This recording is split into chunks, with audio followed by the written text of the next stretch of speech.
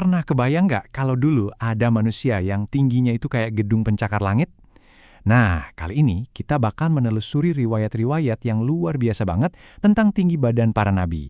Mulai dari Nabi Adam yang ukurannya raksasa, sampai ke Nabi Muhammad yang perawakannya lebih kita kenal. Yuk kita mulai perjalanan menakjubkan ini. Yang jadi misteri besar kan ini, kok bisa manusia seolah-olah makin menyusut seiring berjalannya waktu? Apa sih yang menyebabkan perubahan drastis ini dari nenek moyang kita sampai ke kita sekarang? Yuk kita coba bedah misterinya bareng-bareng. Oke, kita mulai dari titik nol, dari manusia pertama, Nabi Adam. Beliau ini bukan cuma leluhur kita semua, tapi juga punya proporsi fisik yang, wah, bakal bikin kita kaget. Yap, kalian gak salah lihat angkanya. Menurut riwayat, tinggi Nabi Adam itu mencapai 27,5 meter.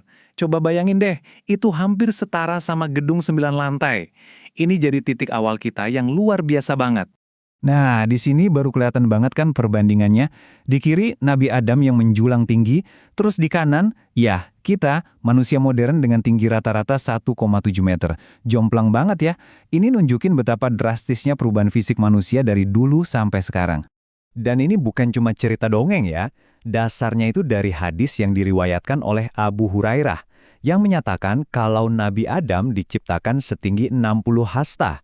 Hasta itu satuan ukur kuno, yang kalau kita konversi ya sekitar 27,5 meter itu.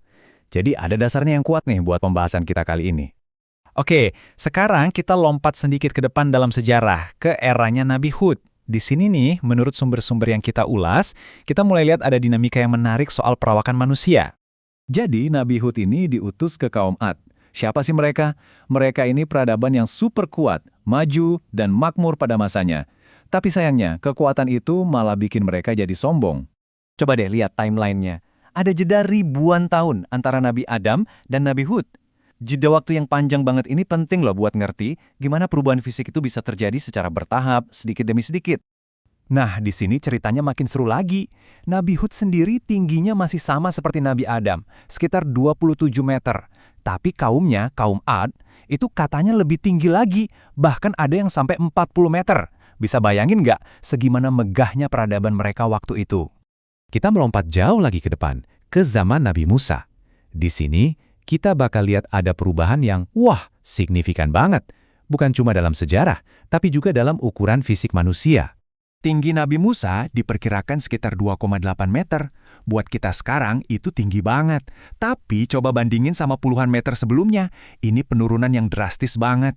Nah, hadis ini juga ngasih kita gambaran fisik Nabi Musa, digambarkan sebagai pria tinggi berkulit coklat. Jadi, meskipun udah jauh lebih pendek dari nabi-nabi sebelumnya, pada zamannya beliau itu tetap sosok yang tinggi menjulang.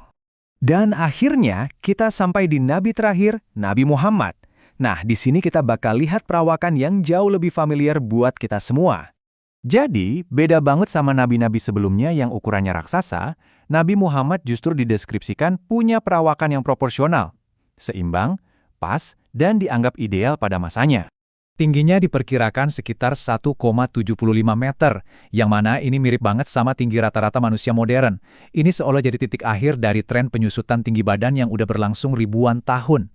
Jadi kalau kita rangkum perjalanannya, dari 27,5 meter Nabi Adam, turun ke 27 meter di zaman Nabi Hud, anjlok ke 2,8 meter pada zaman Nabi Musa, sampai akhirnya stabil di 1,75 meter pada zaman Nabi Muhammad. Tabel ini benar-benar nunjukin ke kita, tren penurunannya itu luar biasa banget sepanjang sejarah. Nah, setelah lihat semua data ini, kita balik lagi ke pertanyaan awal kita. Kenapa ini semua bisa terjadi? Apa misteri di baliknya? Yuk kita gali beberapa kemungkinan jawabannya.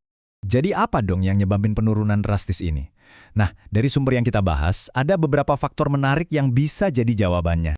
Jadi, kemungkinannya ada beberapa. Yang pertama dan utama tentu kehendak ilahi bahwa ini semua adalah bagian dari rencananya.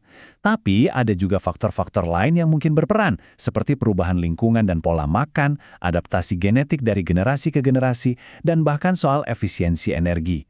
Mungkin saja tubuh yang lebih kecil dianggap lebih efisien dan pas untuk dunia yang terus berubah. Ujung-ujungnya, mau penjelasan ilmiahnya seperti apapun, kesimpulan utamanya kembali lagi ke sini. Semua perubahan ini adalah bagian dari sebuah rencana dan kebijaksanaan ilahi. Selalu ada hikmah di balik setiap transformasi yang terjadi. Dan ini ninggalan kita dengan satu pertanyaan buat direnunkan. Kalau perubahan fisik yang sebesar ini aja ternyata bagian dari sebuah rencana, kira-kira pelajaran atau hikmah tersembunyi apa lagi ya yang ada dalam perubahan-perubahan lain di dunia dan dalam hidup kita? Sebuah pemikiran yang menarik untuk kita bawa pulang.